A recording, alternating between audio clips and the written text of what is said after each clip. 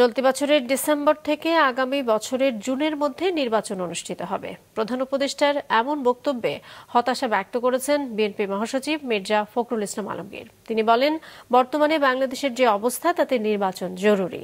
দুপুরে গুলশানে বিএনপি চেয়ারপারসনের কার্যালয়ে সাংবাদিকদের সঙ্গে মতবিনিময়কালে মির্জা ফখরুল বলেন, যুক্তরাষ্ট্রে পরিবারতন্ত্র হলে অসুবিধা নেই, বাংলাদেশেই সমস্যা।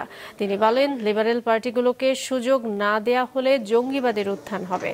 প্রধান উপদেষ্টার চীন সফরকে ইতিবাচক উল্লেখ করে বিএনপি মহাসচিব বলেন, ভূ রাজনৈতিক কারণে চীনের সঙ্গে সম্পর্ক স্থাপন খুবই জরুরি।